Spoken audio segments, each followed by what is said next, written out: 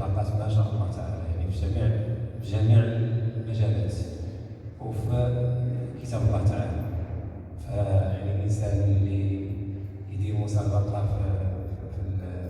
هذا النوع لأنه يعلم ويوصل واحد المسألة، يعني أن الجامعة المغربية ماشي في هذيك النظرة اللي كنظروا عليها، فهي فيها فئة اللي حاملة في سبيل الله تعالى، وفئة اللي هي منورة بالعلم، يعني عندها العلم الدنيوي والعلم الشرعي، عندها العلوم التقنية والعلوم الإنسانية وعندها العلوم الشرعية ما شاء الله تعالى. فالقراءة ديالكم كلها تقريبا ما شاء الله تعالى متميزة، راه يعني حرنا فاش نختاروا، يعني الاختيار صعب، يعني هذا الاختيار اللي اخترناه فهو غير تقليدي، ماشي يعني اختيار بشري. الطالبة شيماء النوسي تقدم لها جائزة السيدة كلثوم أمرموش.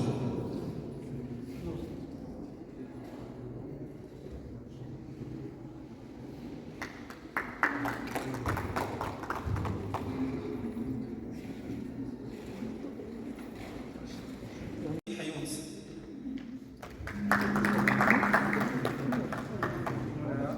السيد مدير بيت المعرفة السيد بونان.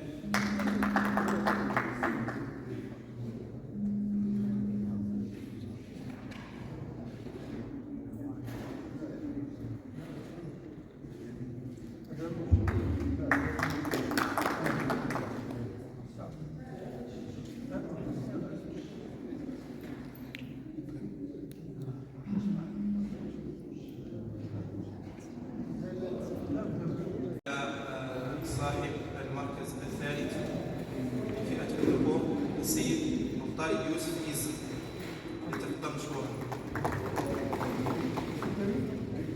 يقدمها له السيد المرشد عزيز وسام.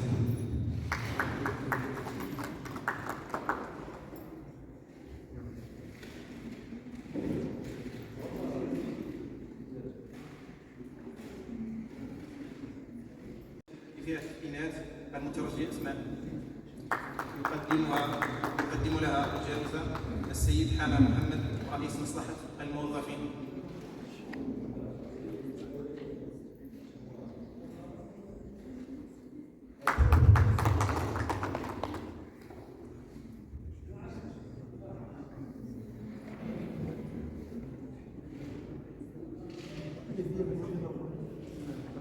على بعض المشترك بين المتبرعين عبد المجيد الطالبي وحمزة خطوة.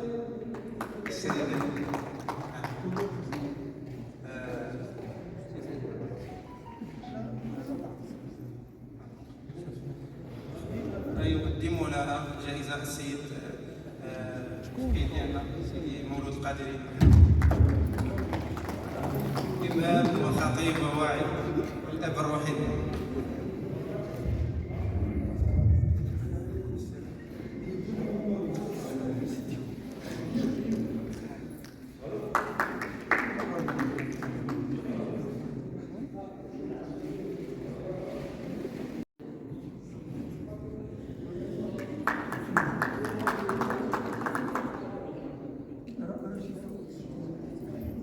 السيد عبد الله الوفي هو مرشد وممثل المجلس المدعي والمشرف على المسابقة.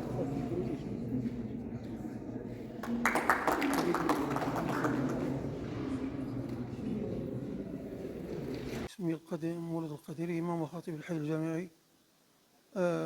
اليوم احتفلنا مباراة تجويد نظمتها إدارة الحي الجامعي بتنسيق مع المجلس العلمي المحلي لحي الحسني، ومر داك الشيء في جو من الهدوء ومن الطمأنينة ومن الود ومن المحبة ومن الخشوع، وكان كل شيء حسن إن شاء الله.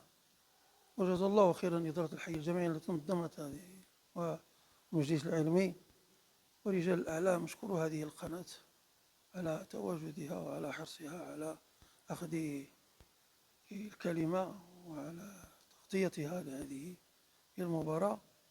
على كل حال نقول أن هذه المباراة مرت بخير وعلى خير، وفي هدوء وفي نظام وانتظام، ولا نقول في الختام إلا الله تعالى أن يديم هذه النعم ويديم هذه الاجتماعات وهذه اللقاءات وهذا الحرص من طرف قنوات الإعلام على تغطية مثل هذه المباراة التي في الحقيقة قل من الاهتمام بها والاحتفال بها. والختام نقول تعالى يديم علينا هذه النعم، يديم على بلدنا مغربنا الذي وعلى رأسها جلالة الملك محمد السادس حفظه الله. ونشكر مرة أخرى إدارة الحي الجوي والطلبة هما لب ونواة هذه المؤسسة المباركة، وما شهدنا إلا بما علمنا. السلام عليكم ورحمة الله وبركاته. حميد بوناقي، مدير بيت المعرفة، وهي إقامة سكنية تابعة لمجموعة صندوق الإيداع والتدبير. كنا اليوم ضيوف على الحي الجامعي لجامعة الحسن الثاني. نشكرهم على الضيافة. كانت في نطاق الشراكات التي نبرمها كبيت المعرفة الدار البيضاء مع عدة متدخلين ومنهم الحي الجامعي، وهي فرصة للتقرب كثيرا بالمشاركة ديال الطلبة نتاعنا في حفظ القرآن وفي المسابقات الرياضية ككرة القدم وكرة السلة. دونك هذا كيدخل في نطاق تلبية رغبات طلبتنا في جميع الميادين. والحمد لله نحن في تحقيق إنجازات التي تنتظرها الإدارة منا. الحي الجامعي الحسن الثاني هو رائد في هذه المسابقات، ونحن نواكب هاد الأنشطة كل سنة، وإن شاء الله عندنا برنامج إن شاء الله لتنمية هاد الأنشطة لا في بيت المعرفة ولا في الحي الجامعي إن شاء الله. حاملي كتاب الله معروفين في المملكة الشريفة، والدليل على ذلك هو تحقيق النتائج الرائعة في الدول خارج المملكة. ونسأل الله هذا الكتاب يحفظ بلدنا ويحفظ ملكنا ويحفظ جميع قرائنا.